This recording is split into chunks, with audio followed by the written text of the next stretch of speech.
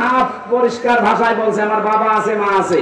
পৃথিবীর সব ধোঁকা, মা বাবাও ধোঁকা, সন্তানাদি, স্ত্রী পুত্র শ্বশুর শাশুড়ি, মা বাবা চাচা চাচি, এই এলাকার মানুষ সব ধোঁকা। আল্লাহ বলছেন এটা মাতাউল গরুর। এখানে কার পেছনে থেকে আপনি কি করছেন আমি এখনো পর্যন্ত বুঝি না। আমাকে সতর্ক হওয়া লাগবে। আমি আমার 3 পুরুষের পরে এখন আমি আর চিনি না। আমার বাবা রিয়াজউদ্দিন, ওনার বাবা ছিল জাহান আলী, ওনার বাবা নমাজ আলী, এরপরে আমার আর চিনা নেই, আমি জানিও না। সত্যি বলছেন আর জানি না। এখন যদি নমাজ আলীর বাবা মাত্র 60 থেকে 62 বছর আগে মারা গেছে, উনি যদি এখন আমার গ্রামে এসে ডাবিরা ভিটায় বলে যে এই 2 তলা পাড়া আমার, এই বাড়ি আমি বানিয়েছি, এই সব আমার, ওর দাঁত মুখ রাখবে, সব খুঁজে ফেলবো না যে ইয়ার কি মারা জায়গা পান না। কিসের নমাজ আলীর বাপ আপনি? আমি তো নমাজ আলীকে চিনি না। কথা বলছেন না কেন?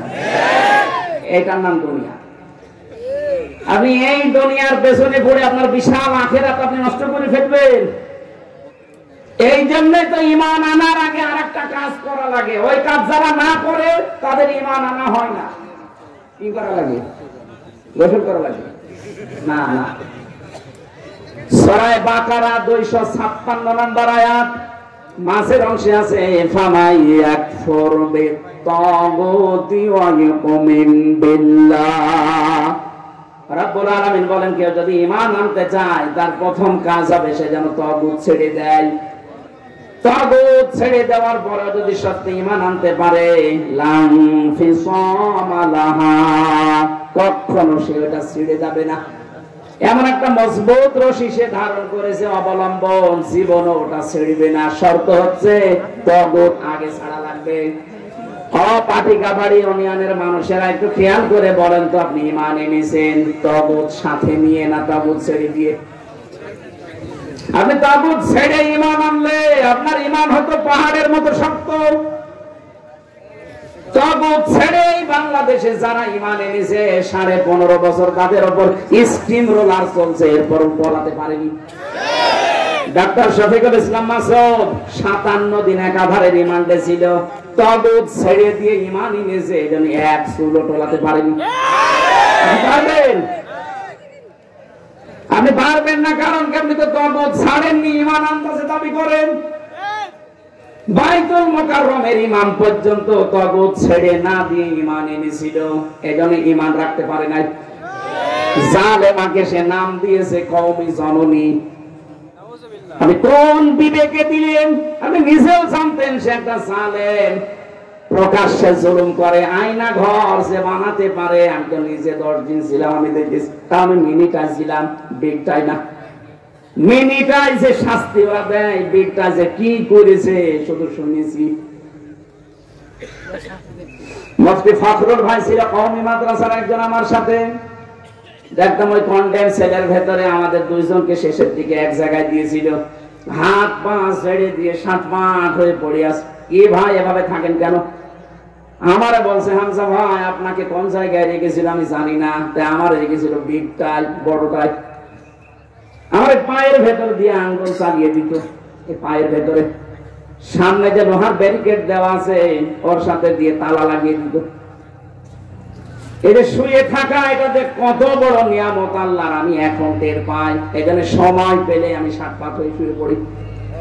আরে ভাই 2 মিনিট 5 মিনিট 2 ঘন্টা না, বছরের পর বছর একটা মানুষকে এভাবে বসিয়ে রাখে, আবার পায়ের সাথে তালা লাগানো। আপনি বলছেন এখনো পর্যন্ত অনেকে জালেমের সাফাই গায়। আপনি মানুষ, আপনার উপরে তো কোনো কিছু যায়নি। যদি আপনার বাবার এইভাবে আয়না ঘরে 10 বছর রেখে দিত আপনি টের পেতেন। এক একজনের এত বড় বড় নখ হয়ে গেছে। আমি তো তাও 2 বছর আগের মানুষ দেখেছি মাত্র, এত বড় নখ এক একজনের। চুল দাড়ি গোপ মনে আছে জঙ্গল থেকে আসতেছে।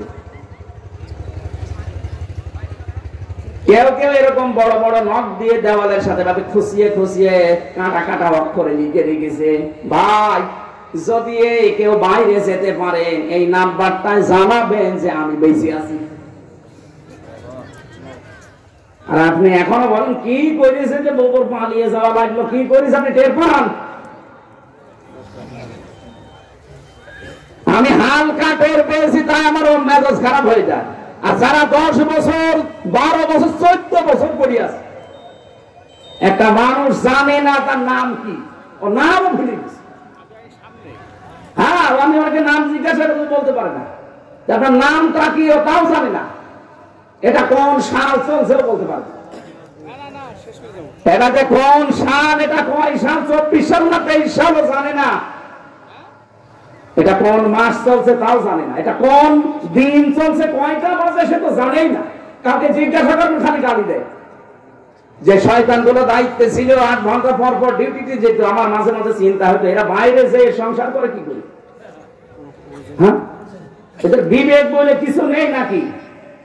কেউ তো দেখে যায় এই দৃশ্যগুলো, কি পিটানো পিটায় রাতের বেলা। হঠাৎ রাত 12টার সময় 8-9 জন চোখ মুখ বেঁধে এসে বলে প্রস্তুতি নেন। কি প্রস্তুতি নেব? আপনার সময় হয়ে গেছে। বলেন এরকম কত বছর পরে আছে জানি না, হঠাৎ করে যদি এখন বলে প্রস্তুতি নেন, আপনার জীবন থাকবে ভেতরে? চোখ মুখ বেঁধে নিয়ে গাড়িতে তুলে খালি ঘোরাবে ঘোরাবে ঘোরাতে রাত 2টা-3টা বাজে, হঠাৎ দেখবেন এই গাজীপুরের জঙ্গলের ভেতরে বলবে যান, যে আপনি জোর দেবেন, পেছন থেকে গুলি করে বলবে বন্দুক যদি মরি। এই চলছিল দেশে 15.5 বছরে। আমি নিজে তো অল্প কাজ পেয়েছি। আর আপনি এখনো সালেমের সাফাই গাঞ্জে কি হয়েছে, আপনার উপর যদি 100 ভাগের 1 ভাগ হইতো আপনি টের পেতেন। কেউ যদি জানা শোনার পরেও